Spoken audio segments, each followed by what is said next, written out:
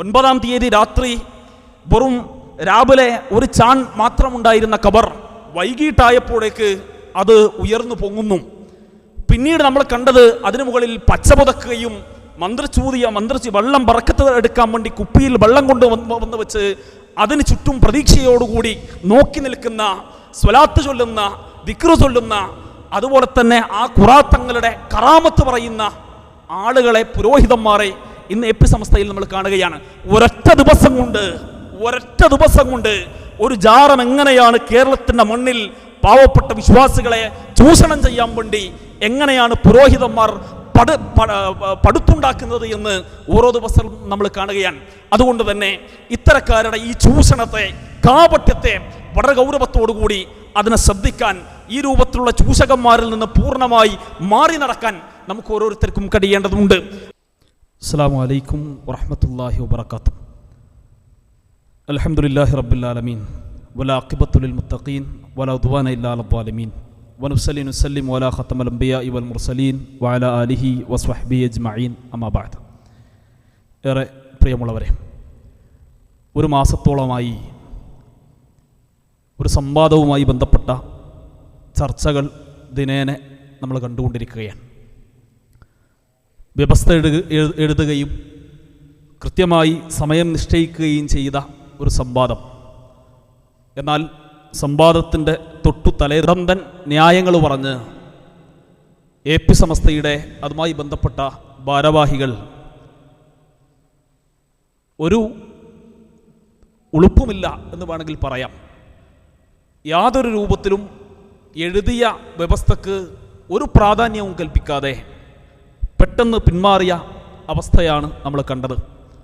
ഇന്ന് രാവിലെ 10 മണി മുതൽ മുജാഹിദ് പ്രസ്ഥാനത്തിൻ്റെ പണ്ഡിതന്മാർ, ഇതുമായി സംവദിക്കേണ്ട ആളുകൾ ആ സംവാദം നിശ്ചയിച്ച സ്ഥലത്തെത്തുകയും ഓഡിറ്റോറിയത്തിലെത്തുകയും പൂർണ്ണ സജ്ജീകരണത്തോടുകൂടി 12 മണി വരെ അവിടെ ചെലവഴിക്കുകയും ചെയ്തു.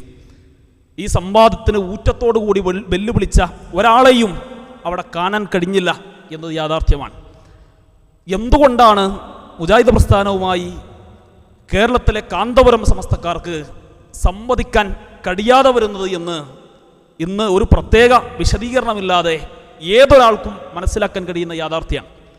ആര് ലോകം നിയന്ത്രിക്കണം എന്ന വിഷയത്തിൽ വലിയ തല്ല് ഇന്ന് എപി സമസ്തക്കുള്ളിൽ തന്നെ നടക്കുന്നത് നമ്മൾ കണ്ടുകൊണ്ടിരിക്കുകയാണ്. പേരോട് അദ്ദേഹം യഥാർത്ഥ ദീനിലാണോ എന്ന വിഷയത്തിൽ പകർ അഹ്സനിക്ക് സംശയമാണ്.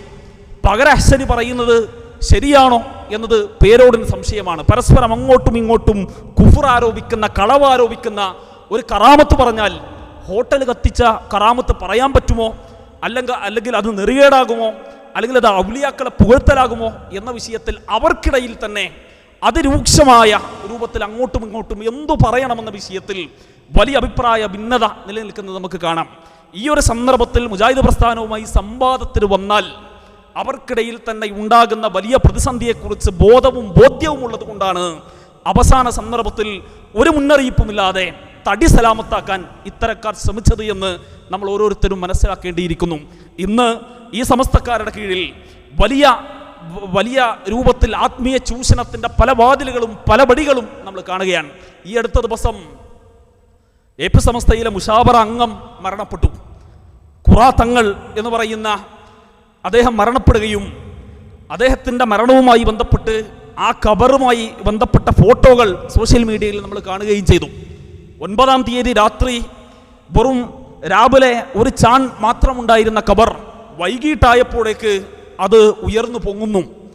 പിന്നീട് നമ്മൾ കണ്ടത് അതിനു മുകളിൽ പച്ചപുതക്കുകയും മന്ത്രിച്ച് വെള്ളം ബറക്കത്ത് എടുക്കാൻ വേണ്ടി കുപ്പിയിൽ വെള്ളം കൊണ്ട് വന്ന് വെച്ച് അതിന് ചുറ്റും പ്രതീക്ഷയോടുകൂടി നോക്കി നിൽക്കുന്ന, സ്വലാത്ത് ചൊല്ലുന്ന, ദിക്റ് ചൊല്ലുന്ന, അതുപോലെ തന്നെ ആ ഖുറാത്തങ്ങളുടെ കറാമത്ത് പറയുന്ന ആളുകളെ, പുരോഹിതന്മാരെ ഇന്ന് എപി സംസ്ഥയിൽ നമ്മൾ കാണുകയാണ്.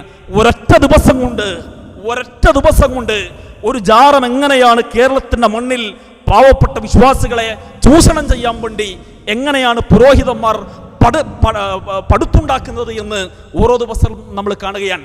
അതുകൊണ്ട് തന്നെ ഇത്തരക്കാരുടെ ഈ ചൂഷണത്തെ, കാപട്യത്തെ വളരെ ഗൗരവത്തോടുകൂടി അതിനെ ശ്രദ്ധിക്കാൻ, ഈ രൂപത്തിലുള്ള ചൂഷകന്മാരിൽ നിന്ന് പൂർണ്ണമായി മാറി നടക്കാൻ നമുക്ക് ഓരോരുത്തർക്കും കഴിയേണ്ടതുണ്ട്.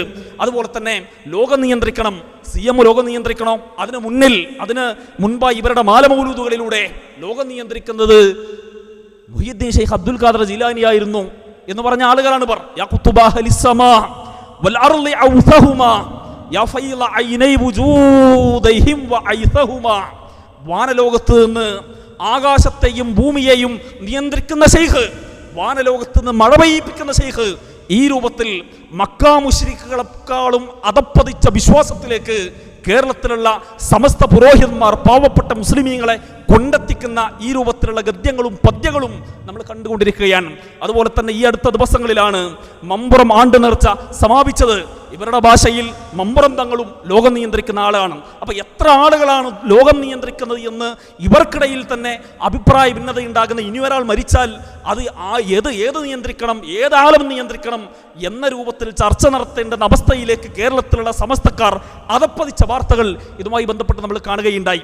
അതുകൊണ്ട് തന്നെ ഇത്തരം ചോദ്യങ്ങളെ ഭയന്ന് AP സമസ്തക്ക് ഇടയിൽ തന്നെ ഉണ്ടാകുന്ന ഈ രൂപത്തിലുള്ള അഭിപ്രായ ഭിന്നതകളെ ഭയന്നുകൊണ്ടാണ് യഥാർത്ഥത്തിൽ ഇത്തരം ആളുകൾ മുജാഹിദുകളുമായി സംവദിക്കാൻ കഴിയാതെ അവർ കൂട്ടാക്കാതിരിക്കുന്നത്. അതുകൊണ്ടാണെന്ന് മനസ്സിലാക്കാൻ നമുക്ക് ഓരോരുത്തർക്കും ആവേണ്ടതുണ്ട്. അതുകൊണ്ട് തന്നെ മുജാഹിദുകളെ സംബന്ധിച്ചിടത്തോളം ഒരു കാലഘട്ടത്തിൽ മുജാഹിദ് പ്രസ്ഥാനത്തെ അങ്ങ് മൂക്കിൽ വലിച്ചു കളയാം എന്ന് പ്രഖ്യാപിച്ചിരുന്ന പല പുരോഹിതന്മാരും കേരളത്തിൻ്റെ മണ്ണിൽ കഴിഞ്ഞുപോയിട്ടുണ്ട്.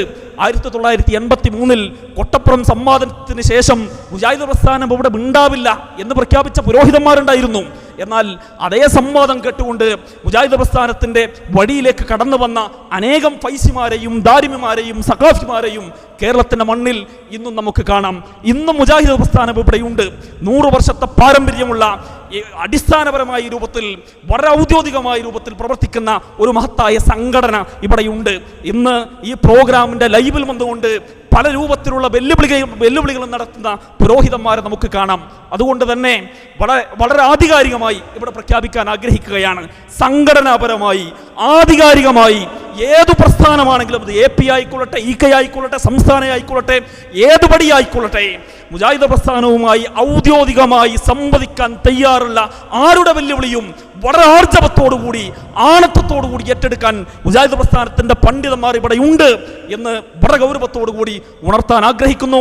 അതുകൊണ്ട് തന്നെ ഈ ഓലപ്പാമ്പ് കാട്ടി മുജാഹിദ് പ്രസ്ഥാനത്തെ പേടിപ്പിക്കാൻ കഴിയുമെന്ന് ആരെങ്കിലും പേക്കിനാവ് കാണുന്നുവെങ്കിൽ അവൻ വിഡ്ഢികളുടെ സ്വർഗത്തിലെ രാജകുമാരന്മാരാണ് എന്ന് മാത്രം അതുമായി ബന്ധപ്പെട്ട് ഓർമ്മപ്പെടുത്തിക്കൊണ്ട് മുഴുവൻ സംഘടനകളെയും ഈ പ്രസ്ഥാനവുമായി എതിരെ നിൽക്കുന്ന അല്ലെങ്കിൽ ആദർശ വിഷയങ്ങളിൽ ഈ രൂപത്തിൽ മുജാഹിദ് പ്രസ്ഥാനത്തെ എതിർക്കുന്ന മുഴുവൻ ആളുകളെയും ആധികാരികമായി അവർ സംവദിക്കാൻ ആഗ്രഹിക്കുന്നുവെങ്കിൽ മുജാഹിദ് പ്രസ്ഥാനത്തിന് ഒരുപാട് പള്ളികളും യൂണിറ്റുകളും കേരളത്തിൻ്റെ മണ്ണിലുണ്ട്. അവരുമായി ബന്ധപ്പെട്ടാൽ അതിനു ഞങ്ങൾ തയ്യാറാണ് എന്ന് ആത്മാർത്ഥമായി ഓർമ്മപ്പെടുത്തുന്നു.